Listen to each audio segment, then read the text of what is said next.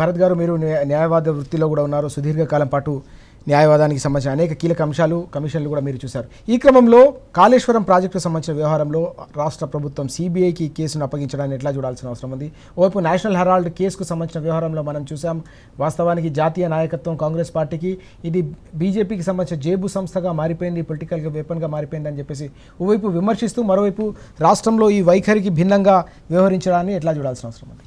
కాదండి, అసలు ఇది సిబిఐకి ఇచ్చిన తర్వాత స్టేట్ పోలీస్కి ఇచ్చిన పెద్ద ఫరగబడేది ఏం లేదు. ఎందుకంటే ఇది మొత్తం అబద్ధాల చెత్త. ఈ అబద్ధాల చెత్త ఖచ్చితంగా మనకి కోట్ల మీద నమ్మకం ఉన్నది, మా కోట్ల మీద నమ్మకం ఉంది. కోట్లకు పోతాము, కోట్లలో దీని కథ ఏందో ప్రజారంగంలో ఎట్లా దీన్ని ప్రశ్నిస్తామో కోట్లలో కూడా ప్రశ్నిస్తాము, కోట్లలో న్యాయం జరుగుతుందనే నమ్మకం కూడా ఉన్నది. కానీ ఎవడడిగినాడు సిబిఐకి ఏమని? దీంట్లో రాజకీయమైంది, దీని ఉద్దేశాలేంది, అదే ఆలోచించాల్సిన అవసరం ఉంది. ఎవడు అడిగిండు? కాంగ్రెస్ పార్టీ అడిగిందా? రాహుల్ గాంధీ అడిగిండా? అసెంబ్లీలో ఏమన్నా అడిగినారా సిబిఐకి అప్పచెప్పమని? మంత్రివర్గ సమావేశంలో అడిగినారా? మరి ఇవన్నీ ఏది జరగకుండా ప్రజలలో ఏమైనా డిమాండ్ ఉందా? ప్రెషర్ గ్రూపులు ఏమన్నా అడిగినాయా? ఏమి అడగలేదు, ఎవడు అడగలేదు. ఎవరు అడగకుండానే సిబిఐ దాన్ని సడన్గా సిబిఐకి ఇస్తున్నామని చెప్పేసి అసెంబ్లీలో ముఖ్యమంత్రి గారి ప్రకటన వచ్చింది. అంటే ఉద్దేశం ఏందన్నట్టు? అంటే రేవంత్ రెడ్డి అనేటోడు ఒక కాంటాక్ట్లో ఉన్నాడు ప్రధానమంత్రితోని, మోడీ గారిని సంతృప్తిపరిచేదానికోసమని, లేకపోతే మోడీ గారు అంటే కేసీఆర్ గారిని కుట్ర చేసి ఈ విషయాలలో హింస పెట్టి ఆయనని జైలు వేసి చంపే కార్యక్రమం చేసే దాంట్లో రేవంత్ రెడ్డి గారికి ఈయన మీద నమ్మకం లేకపోవచ్చు, రాహుల్ గాంధీ మీద. లేకపోతే రేవంత్ రెడ్డి గారు ఈ పార్టీలోనే అనంతకాలం కొనసాగకపోవచ్చు. రేపొద్దున ఈయన బీజేపీకి పోయే దానికోసం ఇది మార్గంగా దీన్ని ఉపయోగించుకోవచ్చు. లేకపోతే ఎవడు అడగకుండా ఏది లేకుండా ఇవాళ సిబిఐకి అప్పచెప్పాడు. సిబిఐ అయినా స్టేట్ పోలీస్ అయినా విండిక్టివ్గా చేసే వ్యవహారమే తప్ప దీంట్లో ఏం లేదు.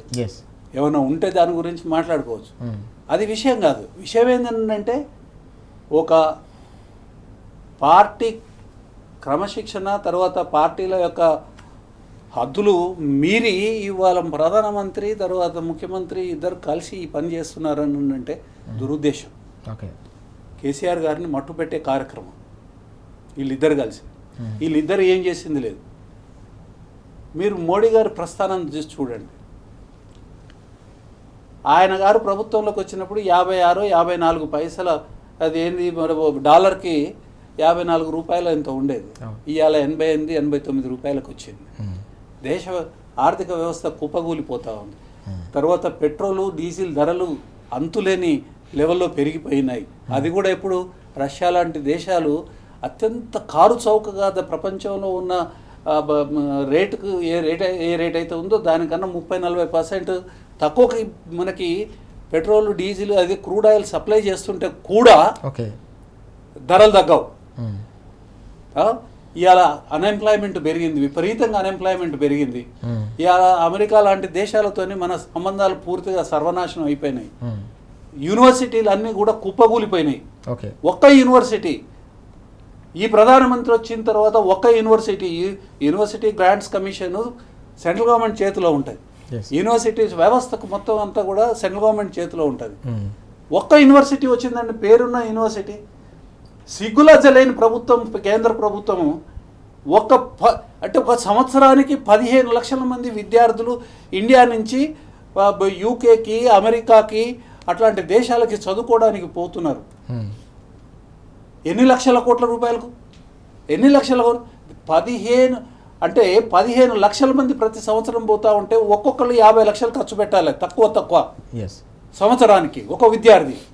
అంటే 7.5 లక్షల కోట్ల రూపాయలు విదేశీ మారక ద్రవ్యం రూపంలో పోతూ ఉంటే నిమ్మకు నీరెత్తినట్టు సిగ్గు లేకుండా కూర్చున్న ప్రభుత్వం కేంద్ర ప్రభుత్వం. అట్లాంటి ప్రభుత్వాలకి కేసీఆర్ లాంటి మహానాయకులు చేసిన అభివృద్ధి ఏదైతే ఉంటుందో కంటగింపుగా ఉంటుంది. వాళ్ళ చేతగానితనాన్ని వేలెత్తి చూపిస్తుంది.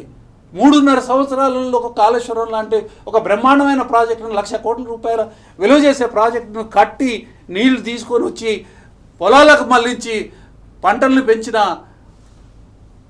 ఉదాహరణ ఏదైతే ఉందో వాళ్ళు జీర్ణించుకోలేని పరిస్థితి. ఓకే, కాబట్టే ఆయనను మట్టుపెట్టాలి, ఆయనను చంపేయాలి. పొరపాటు పడకండి ప్రజలారా, ఈ మొత్తం కుట్రంతా కూడా కేసీఆర్ని చంపేదానికోసం చేస్తూ ఉన్నారు. తెలంగాణ అభివృద్ధిని మొత్తం సర్వనాశనం చేసేదానికి చేస్తూ ఉన్నారు. దీని వెనకాల ఉన్న ముఖ్య ఉద్దేశం ఇది. తద్వారా తెలంగాణ ప్రజల్ని బానిసత్వంలోకి నెట్టే కార్యక్రమం చేస్తూ ఉన్నారు. ఎవరు కూడా దీని మీద రెండో ఆలోచన పెట్టుకోవద్దు. ఇదే సత్యం. ఓకే, ఈ సత్యాన్ని గమనించకపోతే మనకి పుట్టగతులు లేవు. వందలాది మంది విద్యార్థులు వాళ్ళ త్యాగాలకి ఫలితం లేకుండా పోతుంది. ఇది జరుగుతూ ఉంది. ఈ కుట్రనే ఇవాళ రేవంత్ రెడ్డి గారు, మోడీ గారి నాయకత్వంలో ఇది జరుగుతూ ఉంది.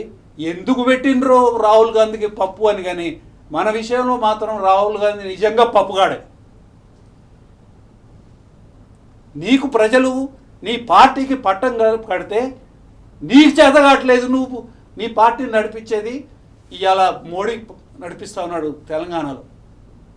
నువ్వు పప్పుగాళ్ళలాగా కూర్చున్నావు. మంచితనము, చేతగాని మంచితనము చాలా దుర్మార్గం. దాని ఫలితాలు చాలా వికృతంగా ఉంటాయి. ప్రజలు అగచాట్ల పాలవుతారు, తిండి తిప్ప లేకుండా పోతారు. ఓకే, ఉద్యోగాలు పోతున్నాయి. ఇవాళ ప్రతి రంగంలో ఇవాళ ప్రజలు రోడ్ల మీదకి వస్తూ ఉన్నారు. సిగ్గులేదు నీకు?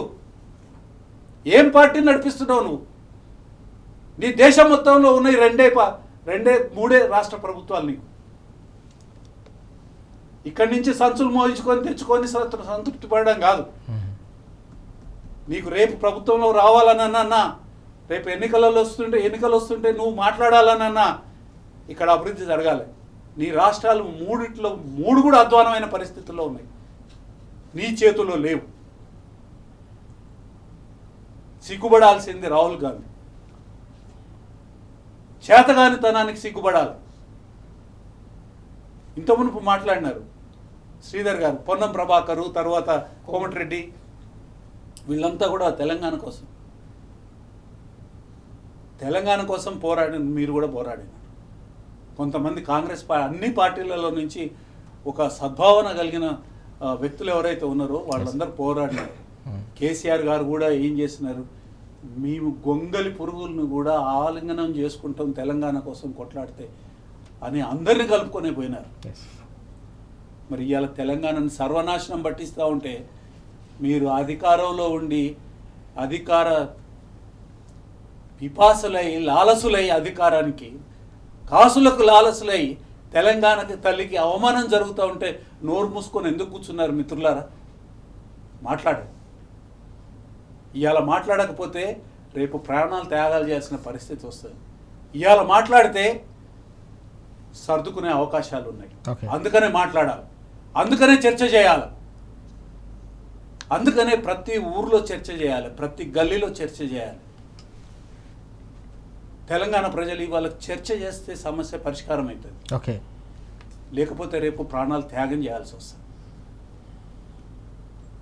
కాబట్టి ఈ విషయాన్ని ఎంత సీరియస్గా తీసుకోవాలో అంత సీరియస్గా తీసుకోకపోతే మాత్రం మనం చాలా అన్యాయానికి గురవుతాం.